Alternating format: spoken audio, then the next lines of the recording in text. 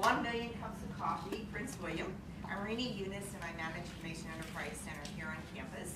And we are really proud to be the host of this program.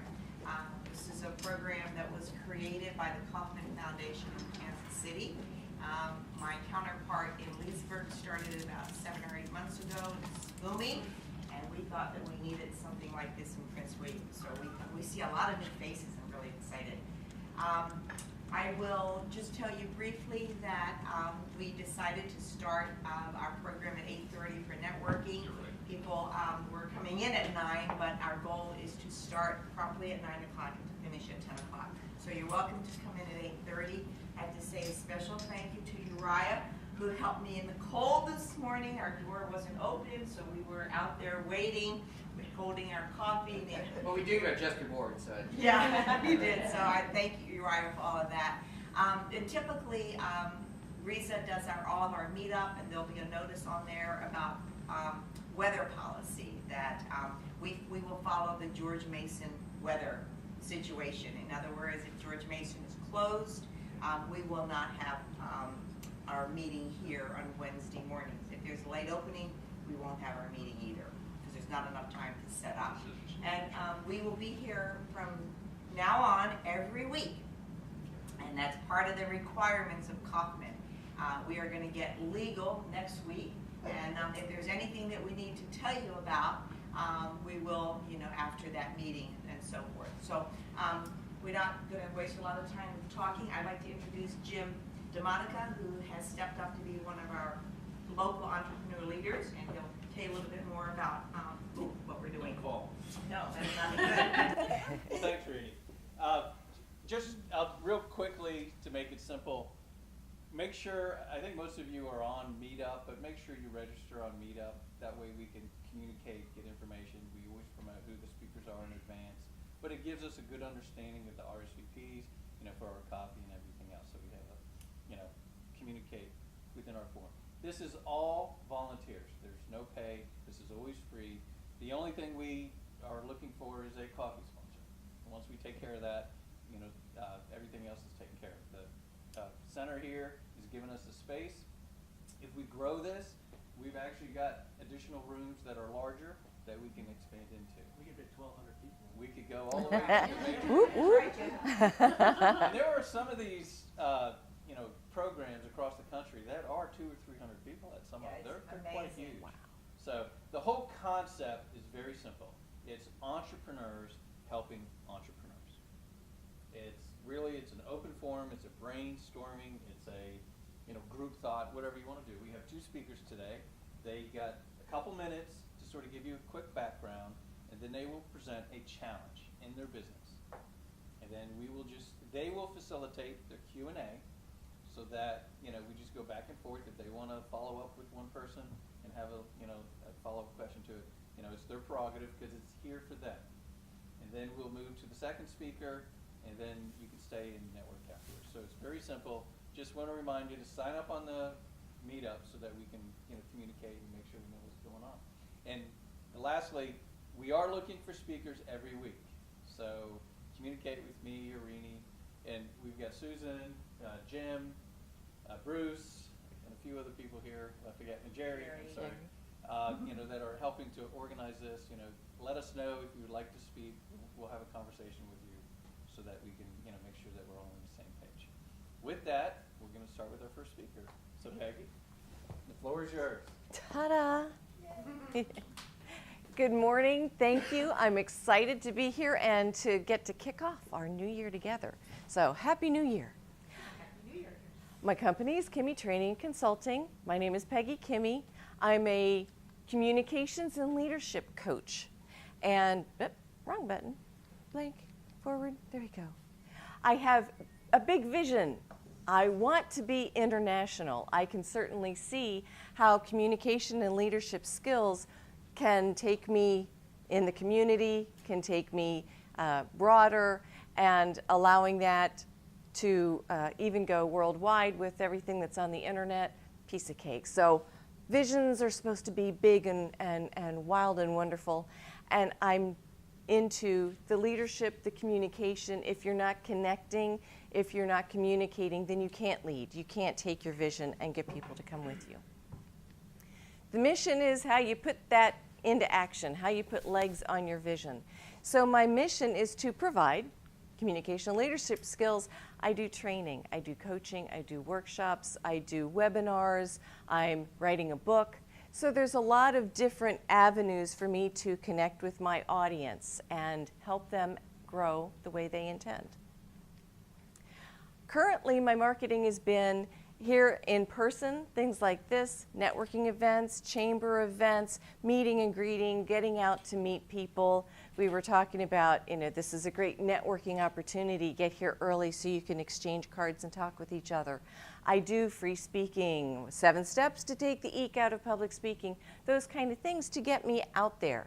I also am active electronically on the social media platforms, newsletter subscribers, things like that. And I occasionally even use snail mail just because people still occasionally like to get something in the mail in their hands. My niches have been folks like many of you, the small business, solopreneurs, a lot of events, the recent Women's Leadership Conference with Prince William Chamber, things like that, niches, organizations. I love working with the technical experts, the introverts, the folks that don't like to communicate, but they're really good at what they do, and helping them share that and teach that. But that's not going to get me international. That's not going to help me grow. That's not even going to get me all over Virginia and the Metro DC area, at least in my experience. So my ideal client really, especially for the leadership portion of that, I'm a John Maxwell certified coach. And so I'm looking for the leaders. I'm looking to really get into county and federal governments, larger organizations, organizations with that mid to upper level management, department heads, project managers, the PMP certification. I will be looking to take my classes and workshops that I offer and get certified to offer that for their continuing education credits. So it's a larger organization, at least $1 million a year if you have any idea how much money an organization is making, government contractors. But my challenge has been, how do I get to those folks? Because I'm not meeting them at things like this. What ponds do those executives swim in? Because I'm not swimming there and I don't know where to go. So how do I move from the small business, the solopreneurs, the familiar faces in the chamber events to these larger organizations that are, the big buildings and the big corporate, and they're not out networking with me? So that's my challenge question for you guys today. So I'm keeping it short and sweet because I want to hear from you all what you think. And I'm excited about the synergy that's going to happen as one person's idea sparks another. Have you ever heard of target account selling? I'll give you just So, a short here, you can talk please. to me later. Mhm. Target account selling is a methodology that gets you to the power sponsor or the people with money in their pocket, and it gives you a formal strategy of how to get to those folks by working the organization. If you want to hear more about it, ask me after this. Okay, But it's thank how you. you work up the chain to get to sitting in front of a president or a CFO. Awesome. Thank you. One of the things that a lot of people don't use LinkedIn, I would say the right way.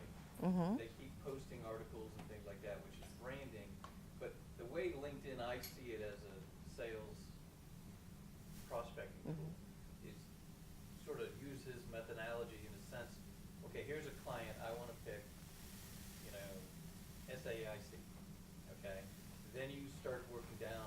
Okay, who are the contacts, HR or this or that, and you got to find those names.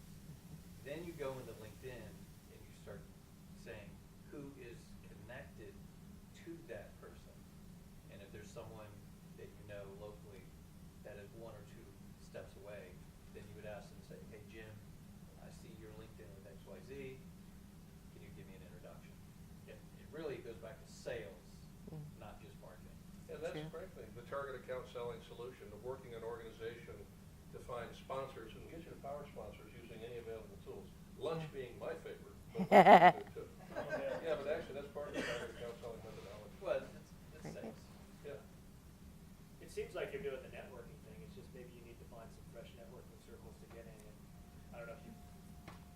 Washington Business Journal puts on some good regional events where you'll meet the right sorts of people. The price point's a little higher, but then the quality, not to say the quality here isn't wonderful, but the level of C-level executives are often at these events as well. Is there any sort of initiative or product that you're looking to take to a group or individual or government or something like that? When they want to know what do I do, I would say leadership assessment tools. I've got a 360 tool that I can do coaching for an individual from, as well as a workshop that supports the whole organization. And do you package that to where it's easily digestible? If I was interested in your product, how would you present that to me? Probably speaking a little bit about it, and if they want more information, I can give it to them in a brochure or an email, or they can go to my website. So, yeah. Any other, yeah? Yeah. Okay, good. Thank you. One thing that I would suggest is looking at like non-profit and volunteer boards. That's a good way to, you'll get a real cross-section of different sized businesses. And something you could do, like the Northern Virginia Technology Council, there's some big players in there. Perhaps you could do some in-kind work with them to build your visibility, but it'll also give you access to some of those bigger players within that organization and Thank you. introduction. So I would think, like any type of economic development group that you could do some in-kind work for. I've experienced, having that really work and build that higher profile. Great, thank you. One more suggestion. Don't always look at like the company like an SAIC. Look to larger companies in your business who are growing and might subcontract out work to you. That's a very profitable area. Forgetting about the end customer and looking at the big dogs who serve those end customers, because they often need help and there's a lot of money in that. True. And they've got their in already. Yeah. Correct. And you leverage your way up, respecting the relationship with whoever brought you to the party, but it gets you in the community to meet the people you want to meet. Do you have any large plans now? No. You might want to try reaching out, in a helpful way, or an asking way. Say, I'm trying to grow my business, and I know you're a VP of, whatever position. I'm assuming HR, but it could be anyone. And just say, can I take you to lunch? And sit down with them and say, I just want to pick your brain for a half hour, 45 minutes, and then ask them specifically, how can I get into organizations like you? And two, what kind of organizations are you participating in actively?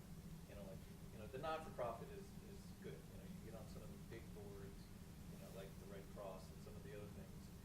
You got to look where they are. You say, how do I get into their ponds? First, you got to find the ponds, and there are a ton of them out there and a ton of different strategies. But they'll tell you specifically there may be some associations that you can join that you're not aware of that can bring higher percentage there. So, Great. And Thank one you. more suggestion. Sorry, I've been Yeah. listening to a lot of this. That's what it's all The money isn't about. always where you think it is, like an SAIC. The money is usually with program managers. So they come talk to vice presidents and CEOs, et cetera. But that's really not, they're not concerned about the operation of delivery organizations. Money decisions are often at the program manager level. And a lot of people don't prospect with the people who really control the resources. And that's program manager. Very good. So I'm kind of thinking you want to be the Tony Robbins, the Wayne Dwyers. Is that the level that you want to reach, the international leadership training seminar? I would love that. Engagements? That's the vision I see for you. Thank you. I'll own that. Yes. Dwyer has conferences where he teaches people to become and spread himself out. Where That's you work working for him because he can't be in all those places. So there are those groups out there. Thank you.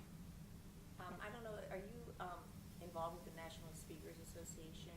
I haven't been yet. It's It's a one of those on my list. And so, there's a local chapter. It's a great organization. It's a national organization, but there are local chapters. And their goal is not necessarily to make you a better speaker, because most of the members are already have overcome, speaking fears. But it is an incredible networking core of people that are all professionals and all challenged with the same type of thing as you are. And I'm happy to give you a couple names of some local people. Oh, thank you. They meet monthly, and it's a very thriving group. Okay. So it might Oh, help, good. you know, it's just a matter of meeting a couple people. That's all you need to get started. That's right. You know, and you know, lunch is good, but coffee is okay. Lunch gets to Coffee be works. lunch gets to be expensive when you're initiating the date. Cocktails, happy hour, really. Yeah, let's cheat, I mean, martinis, okay. That's part of target account selling, being careful who you spend your time chasing, because True. The business is like 5 or 10%, and a methodology to understand who really has money helps you spend your, and that's another methodology that you want to talk about, solution selling. You know, so use your time wisely, because your most valuable asset is your time marketing, and you need some process to make sure you're marketing to people that really have money in their pocket, not just marketing to people that want a free lunch. There are lots of folks that want free lunch. I'm one. Yeah. You know, one thing you might want to think about too, you know, going back that you don't have a large or mid-sized client. You might want to do a pro bono. Oh, Take a certainly. client that has some good, strong branding recognition and go in there and say, look, I'm trying to build my business. I will do it for free, but I just want to be able to say I did this for you, and maybe you can give me a good letter following, so that you have something of experience when you do approach that next opportunity. You can say, I did a program for XYZ. Because That's a that great first idea. one is always the most difficult, because you are in a very competitive market, and people are going to throw down the resumes, and then there's you. Yeah. And there's got to be a huge price difference if you have nothing on your list. So it might be worth the investment. Wow. Thank you. How do you feel about that? Do you think you would do that?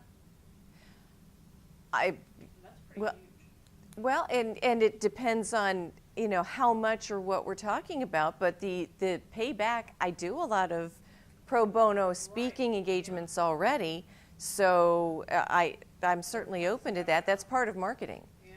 Yeah, So, but if I was sitting as a decision maker, mhm. okay, I think most of the people in this room have done a lot of the chamber speaking and a lot of that pro bono stuff. So they realize that if they're at that level, that's a pretty easy thing to do. So what I'm getting into, okay, so what have you done for businesses like me? And there's a blank paragraph, and that's what I'm saying. I mean, it's an investment in building credibility. Right. I personally would never do anything for free. Are you revenue positive now? No. You know, I personally, you know, if people believe you are worth what you pay. As a matter of fact, in the consulting world, Gerald Weinberg has the book everybody ought to read, The Secrets of Consulting. Your value is based upon what you charge, and there are strategies for discounting what you charge to be competitive. And if you're free, they think that's what you're worth. And that also takes you out of marketing to get that paid customer, just my personal opinion. And I hear, yeah, and I'm constantly torn Yeah, by that's my both, feeling. That's you me know. Personally, I would never give my time It's away. the chicken It or takes the me egg. away from Yeah. making a profit. Yeah. But it is to argue that, not that there's not pros and cons on both sides. Sure. If you're not there, you could market, spend $1,000, $2,000 doing 100 things, but you still walk away with nothing. Where that $1,000 or $500 of your billable hours gives you an actual product. Now, you may cut it in half. You know, I'm not saying you got to do it for free, but it's a strategy. That I would agree with. A discount. Okay. I'll Yeah. never- You never cut your discount. And that's why he made one point, and not to beat it to death, a formal methodology is so important. So you spend your time working on customers who are qualified, and they have a criteria for a qualified customer. In other words, money in their pocket, a problem you can solve. And that's would be my preference, is to not waste your time calling everybody, but to build a methodology to understand the most likely people to spend money on you and market them. But that's just my, it worked for me is all I can say. Yeah, I think along those lines is the Maxwell leadership is very well renowned. It's out there, people know what it is, and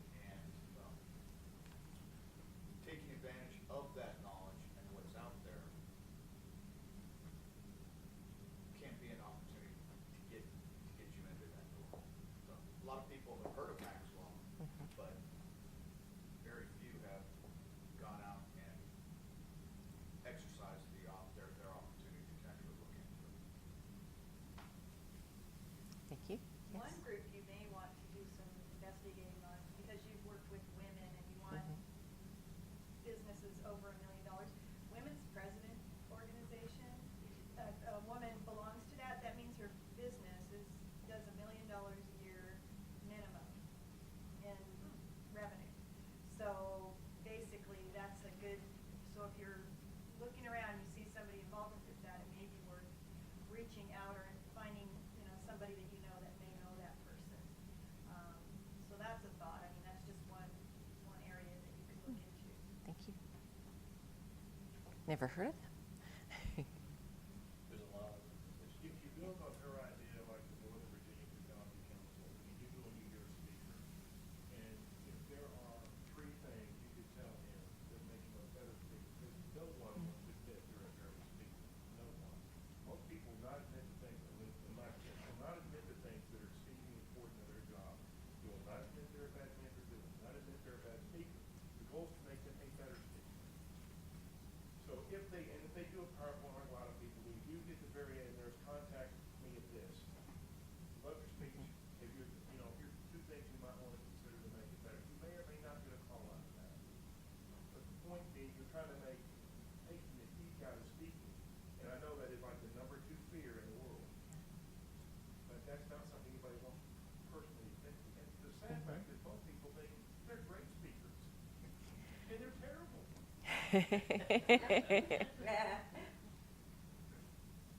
We're always different in here than we are here. Yes. We can always tell about PowerPoint presentation when they virtually read it to you. Hey, I'm next. I was gonna say, he's not talking about you. You come across exactly the way you sound in your mind. Don't Thank you. Other ideas? Yes. I would like to speak on the free point. I do social media, and we give away a lot for free, do free webinars and things like that. And one of the things I found is I just look at the hours. So I say, I'm building my business, and I'm going into Instagram, or I'm going into Facebook. I need to try some ideas out, but I'm only going to do it for about 10 hours, and then after that, here's my rate. So. Very good. I think one of the key parts of the social media and doing the free marketing presentations is you have to close with, the call to action. And I think for most people that are in the consulting business or in, anything along that line, they fail to do that. And that's something that there's a mindset associated with it, but there's also a rehearsed, call to action that comes on strong without the pounding that you sometimes sense. So Vision creation and a phone call. Yeah. They have to visualize what your value proposition is, to get that across. You're right, absolutely. And that even applies to the things that you do with webinars or the free webinars. It's really, it may be an hour presentation or an hour webinar, but I've seen some of the best Tony Robbins, Brad Sugars. I mean, they spend the last 5 to 10 minutes, talking about the value, talking about, building, the opportunity that is in response to just that event. One last thing. I don't know if you do this, but I did it when I started in sales from the very beginning. If I lost a deal, I would call back and say, look, I'm not here to talk you out of it. I understand you made a decision to go with someone else. But I'm learning, I'm growing, I'm trying to understand. Can you please tell me why you chose to go with someone else? And 9 times out of 10, they'll be honest with you. And, one time, a person said, well, to be blunt, your company was too small, and I went with a larger, more established company. So the lesson from that, as I started to do my next presentation going forward, I spent more time talking about the company and why there's benefits of working with a smaller versus a large. So I'm adjusting my sales presentation to the objections because of real information, not just perceived information. And so you got better and better and better, and you're honing right in on it,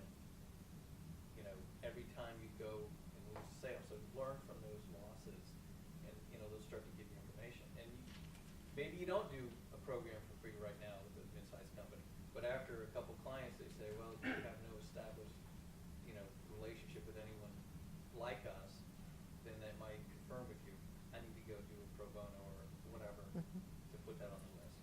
So use that as a very tactical. I would Thank you. add to that, one of the things I do with my other company is proposal development, and when we don't get a proposal, we always ask for feedback. But adding to that, when you ask for feedback, it puts you in direct contact with that person, and they may think about you the next time, if you're able to make a good impression on them. And you're genuine, Exactly, and not authentic. salesy or try to defend why you lost or try to justify it. Take the answer and move on. Absolutely. And that helps with the next sale, because they say no once, doesn't mean they're gonna say no twice. So that's really good advice. Keep the Absolutely relationship. leaves an open door That's really for good advice. future opportunities. Peggy is a perfect example of what we're looking for in a presenter. Thank you, Yep. you did a great job. Thank you. Thank Appreciate you very it. much. Thank you. All right,